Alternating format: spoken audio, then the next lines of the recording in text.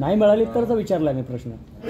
ज्यावेळेस असं आम्ही पत्र दिले, ज्यावेळेस आता अजून चर्चा सुरू आहे. दिल्लीला काल एकनाथ शिंदेची, देवेंद्रजी आणि अजितदादा गेले होते.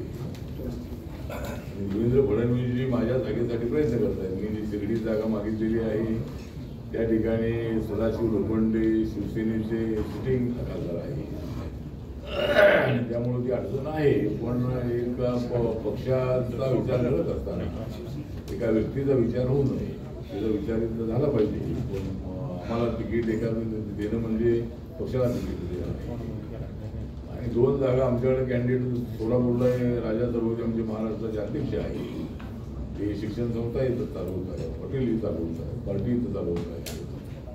जर अशी संधी मिळाली तर आम्हाला आमच्या पक्षाला सिंबॉल मिळणार आहे. त्यामुळे मिळेल आमच्या 2 जागा निवडून पॉझिटिव्ह विचार करावा. एकदम आम्हाला नवीन मित्र आल्यामुळे जुन्या मित्राला विसरू नये असं बीजेपीकडे आमची विनंती आहे की नवीन सगळे मित्रात आल्यामुळं आमचं नाव कुठं विशेष येत नाही आहे. रिपब्लिकन पक्षात सरकारमध्ये काय सहभाग आहे की नाही अशा पद्धतीची शंका आहे यावी. आणि आम्हाला समाजाचे लोक विचारतात की तुम्ही सरकारमध्ये आहात की नाही. ठीक, आमचा मंत्री नसेल आता वेळेला होईल. सरकारमध्ये आम्ही आहोतच ना. सरकारमध्ये RPS सुद्धा त्यामध्ये एक महत्वाचा घटक पक्ष आहे. आणि ज्या वेळेला सेना भाजपसोबत RPI आला त्यावेळेला महायुती झालेली आहे. आता हे नवीन मित्र आल्यामुळे महायुती झाली असं नाही आहे. शिवसेना आणि भाजपला युती म्हणायची. ज्यावेळेला आमच्या पक्षाने निर्णय घेतला की BJP सेनेसोबत जायचं त्यावेळेला आपण सर्वांनी त्याची युतीला महायुती म्हणून आपण संबोधलेलं आहे. त्यामुळं त्याचा विचार गंभीरपणे करावा अशी आमची विनंती आहे. साहेब, ज्या ऐक्यामध्ये 90मध्ये भारतीय दलित क्रांती आम्ही डिझॉल्व्ह केली आणि रिपब्लिकन ऐक्यामध्ये आम्ही सामील झालो तर त्यावेळेला काँग्रेस एक होती. म्हणजे अगोदर मी सांगतो त्यावेळेला 90मध्ये काँग्रेस एकत्र होती. आणि माझा आग्रह होता की आपण काँग्रेससोबत जायला हवं. आणि जनता दलासोबत जाऊन जनता दलाची ताकद एवढी महाराष्ट्रात नाही. महाराष्ट्रामध्ये 2च आघाड्या सध्या आहेत. म्हणजे त्यावेळेला एका बाजूला काँग्रेस आणि दुसऱ्या बाजूला भाजप सेना. तिसऱ्या आघाडीला तेवढी ताकद महाराष्ट्रामध्ये एवढी नाही. जनता दल तेवढा स्ट्रॉंग नाही. म्हणून आपण काँग्रेससोबत जायला पाहिजे. तर त्यावेळेला जर प्रकाश आंबेडकरांनी आपण ऐकलं असतं तर शरद पवारांच्या मंत्रिमंडळामध्ये मी एकटा मंत्री झालो. जवळजवळ 10-12 मंत्री त्यावेळेला आपले होऊ शकले असते. 20-25 आमदार आपले निवडून येऊ शकले असते. तर ते झालं. मग नंतरच्या वेळेला तर मग आता नंतर ज्यावेळेला 98मध्ये शरद पवार हे फॉरेन ओरिजिनच्या मुद्द्यावर वेगळे झाले. पण परत लगेच शरद पवार फॉरेन ओरिजिनच्या मुद्द्यावर जरी वेगळे झाले तरी पुन्हा ते सोनिया गांधीच्या पक्षासोबत सत्तेमध्ये महाराष्ट्रात आले 1-2 महिन्यामध्ये. आता बाळासाहेबांचं असं आहे की आता ते महायुगात आघाडीमध्ये जातील असं मला वाटत नाही आहे. ते राहुल गांधी यांच्या भारत जोडो यात्रेच्या समारोपाच्या कार्यक्रमात त्यांना बोलावलं होते तर जाऊन आले. पण ते त्यांनी त्यामध्ये पण भूमिका मांडलेली आहे की मी मोदींच्या विरोधामध्ये आहे. हे जरी मोदींच्या विरोधामध्ये असले तरी मी मोदींच्या बाजूने गंभीरपणे उभा आहे. त्यामुळं त्यांना मोदींच्या विरोधामध्ये कशासाठी द्यायचं ते मला माहीत नाही. का ते विरोध करतायत ते मला माहीत नाही आहे. वास्तविक त्यांनी मोदींना पाठिंबा द्यायला हवं. तेवढी बाबासाहेबांची कामं एवढी त्यांनी केलेली आहे. अभ्यास करून आणि माणसामध्ये परिवर्तन होत नसतं या सिद्धांताशी आम्ही सहमत नाही. हा सिद्धांत गौतम बुद्धांना अमान्य होता, बाबासाहेब आंबेडकरांना अमान्य होता. आणि बाबासाहेब आंबेडकरांनी दलित अत्याचाराच्या बद्दल भूमिका स्पष्ट मांडलेली आहे की अत्याचार करणारा दोषी नाही. पिढ्यानपिढ्यापासून त्याच्या डोक्यामध्ये जे संस्कार आहे त्या संस्कारामुळे आपल्याला अत्याचार होता. त्यामुळं त्या माणसाला दोष न देता त्याच्या मनामध्ये परिवर्तन करणं आवश्यक आहे. हिंसेला उत्तर देऊन चालणार नाही ही भूमिका बाबासाहेबांनी त्या काळामध्ये महान सत्याग्रहाच्या वेळेला मांडलेली आहे. त्यामुळं परिवर्तन होतच नाही या मताची आम्ही समज नाही. पुन्हा त्याच मुद्द्यावरती ते हिंदुत्ववादी आहे, हिंदू राष्ट्र आहे, ते अमुकच आहे. तर या ठिकाणी या ठिकाणचा मुसलमान काय सगळा हिंदू होणार नाही आहे. या देशातला हिंदू काय मुसलमान होणार नाही. फक्त बौद्ध धर्मीयांनी काय धर्मांतर केलेलं आहे गोष्ट खरी आहे. पण या देशामध्ये जे सगळे 8 धर्म आहेत ते राहणारच आहेत. हिंदू, मुस्लिम, शीख, ईसाई, बौद्ध, लिंगायत, पारसी, जैन हे सगळे धर्म आपल्या देशात राहणारच आहे. जैन काय लगेच हिंदू धर्मात जाणार तसं नाही आहे. त्यामुळे मला असं वाटतं की सर्वांना घेऊन जाण्याची भूमिका सध्याच्या BJPच्या नेतृत्वाखालची NDA सरकारची आहे. आणि आम्ही कॉमन मिनिमम प्रोग्रामवर एकत्रित आलेलो आहोत. काय मुद्द्यावरती जरूर अवश्य मतभेद असतीलही, पण NDA सोबत जॉर्ज फर्नांडिस होते, शरद यादव होते, नितीश कुमार होते, ममता बॅनर्जी होत्या, नवीन पटनायक होते, DMK जे करुणानिधींची आहेत ती सुद्धा त्याच्यामध्ये होती.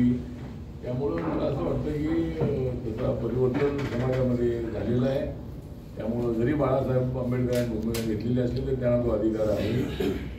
पण ते महाविकास आघाडीमध्ये जातील असं मला वाटत नाही आणि महाविकास आघाडी त्यांना घेईल असं मला वाटत नाही. बऱ्याच वेळेला कधी कधी दलितांच्या विरोधामध्ये कधीतरी असे अनपेक्षित अशा पद्धतीची भूमिका ते मांडत असतात आणि त्या भूमिकेचा आणि नरेंद्र मोदींचा काही संबंध नाही. त्यांच्या भूमिकेचा आणि BJPच्या भूमिकेचा कसलाही संबंध नाही आहे. भारतीय जनता पार्टीने आपली भूमिका पूर्णपणे बदललेली आहे. ज्या वेळेला भारतीय जनता पार्टीची भूमिका लिमिटेड होती त्यावेळेला त्यांचे 2 खासदार होते 1982 मध्ये. आता त्यांचे अटलजींच्या काळामध्ये 182 झाले, माननीय नरेंद्र मोदींच्या काळामध्ये 282 झाले, नंतर 303 झाले, आता 370 पर्यंत जाण्याचा आमचा प्रयत्न आहे. त्यामुळे आता हेगडे जे आहे ते हेगडे नेहमीच विपर्यस्त अशा पद्धतीची भूमिका मांडत असतात आणि संविधान बदलण्याचा कोणालाच अधिकार नाही. ज्यांना संविधान बदलायचं असेल त्यांना देशात राहण्याचा अधिकार नाही आहे. संविधानाचं जे प्रियांबल आहे त्याच्यामध्ये कसलाच बदल होऊ शकत नाही. नवीन कायदे जे आहेत तो करण्याचा अधिकार आहे. जसा आता महिला आरक्षणाचा कायदा झाला नवीन असे रोज प्रत्येक सेशनमध्ये पार्लमेंटच्या अनेक बिलं जे असतात 20 बिलं 30 बिलं 40 बिलं अशी बिलं येतात आणि त्यामध्ये नवीन कायदे करण्याचाही प्रयत्न असतो. जुन्या कायद्यांमध्ये अमेंडमेंट करण्याचाही त्यामध्ये प्रयत्न असतो आणि बहुमताने त्या ठिकाणी कायदे बिलं मंजूर होतात आणि त्याचे कायदे होतात. त्यामुळे संविधान कोणाला बदलता येणार नाही आणि हेगडेच्या भूमिकेचा आम्ही तीव्र निषेध करतो आणि त्यांच्यावर कारवाई झाली पाहिजे अशा पद्धतीची आमची मागणी आहे. अनेक वेळेला त्यांनी मागच्या वेळेला दलितांच्या संबंधामध्ये अशीच विपरीत भूमिका मांडली होती. त्यामुळे आमच्या 400 जागा जास्त आल्या की मी संविधान बदलणार अशा पद्धतीची विपर्यस्त भूमिका मूर्खपणाची भूमिका मांडली योग्य नाही आणि त्याचा आम्ही निषेध करतो आणि भारतीय जनता पार्टीने त्यांच्यावर कारवाई करावी म्हणून आपण एक JP नड्डा यांना एक पत्र पाठवणार आहोत. 1907 जूनमध्ये देशभरामध्ये निवडणूक होऊन महाराष्ट्रामध्ये सुद्धा 5 स्टेटमध्ये निवडणूक होणार आणि 19 एप्रिल ते 20 मे असा कार्यकाळ आपल्या निवडणुकीचा आहे आणि या निवडणुकीमध्ये महायुती महाराष्ट्रामध्ये देश पातळीवर नॅशनल डेमोक्रेटिक अलायन्स NDA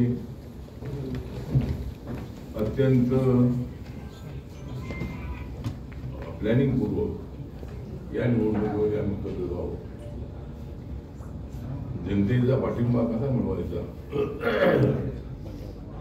हे राहुल गांधींपेक्षा नरेंद्र मोदींना फार चांगलं माहिती आहे. भारत जोडो यात्रेमध्ये सुरुवातीला भारत जोडो यात्रा राहुल गांधी यांनी काढली. लोक त्यांना बघायला आले, गर्दी झाली, त्याचं रूपांतर मतामध्ये होईल असं नाही. राहुल गांधींना भविष्यामध्ये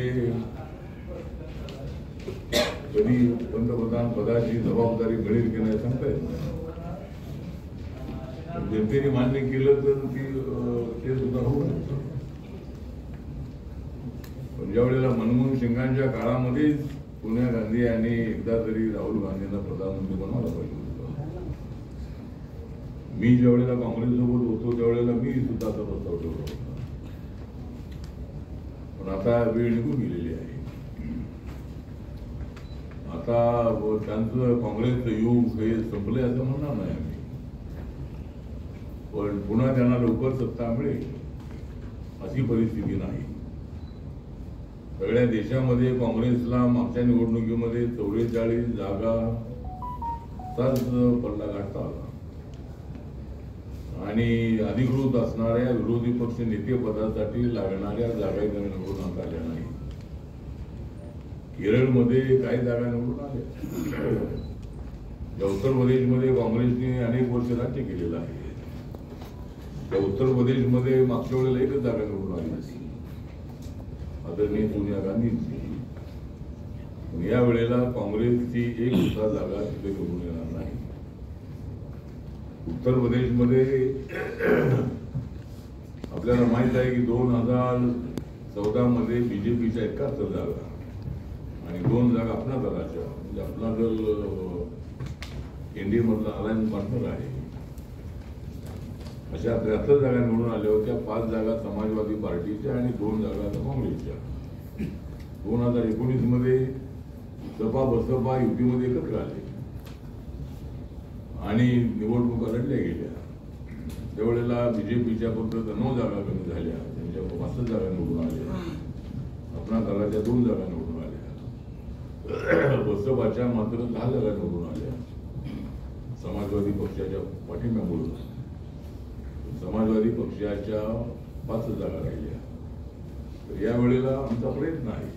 उत्तर प्रदेशमध्ये माझ्या पक्षाने निर्णय घेतलेला आहे की उत्तर प्रदेश आहे, राजस्थान आहे, युती करणार नाही. त्या ठिकाणी पूर्णपणे बीजेपीला साथ देण्याची आमची भूमिका आहे आणि गेल्या दशकामध्ये देश प्रगतीच्या दिशेने पुढे जात आहे. इकॉनॉमीमध्ये आम्ही 10 नंबरवरून 5 नंबरवर आलेलो आहोत. या वेळेला जनतेने आम्हाला संधी दिली तर आम्ही आणि 5 वर्ष मिळाले तर 2 नंबरपर्यंत आम्ही इकॉनॉमी आणू शकतो. तर नरेंद्र मोदींच्या नेतृत्वाखाली विकास होतो आहे आणि राहुल गांधींना भारत सोडण्याची आवश्यकता नाही आहे. नरेंद्र मोदी यांनी तर भारत सोडण्याचं काम केलं होतं. सबका साथ सबका विकास सबका विश्वास सबका प्रयास आणि सर्व जाती धर्माच्या लोकांना घेऊन जाणे त्यांची भूमिका आहे.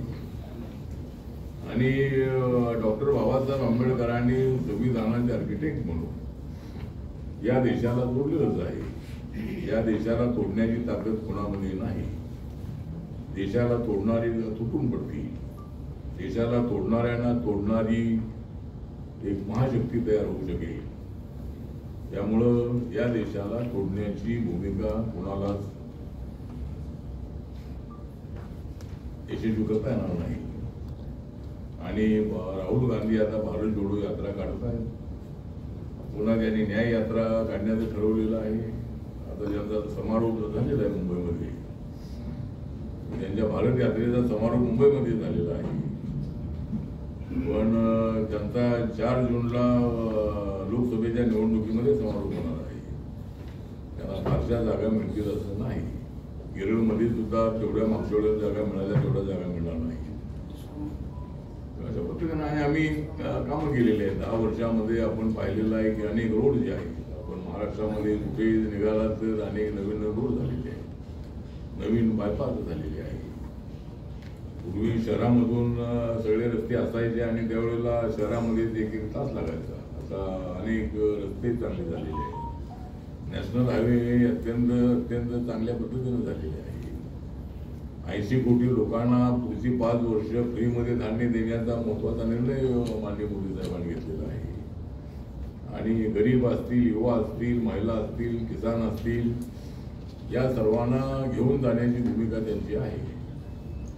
आणि कोण म्हणतोय नरेंद्र मोदी आणि बीजेपी मुसलमान विरोधामध्ये आहे? तुम्ही काय बोलत असेल, परंतु ज्या योजना लागू करण्यात आलेल्या आहेत त्या योजनांचा फायदा सर्व जाती जमातींना, सगळ्या धर्माच्या लोकांना झालेला आहे.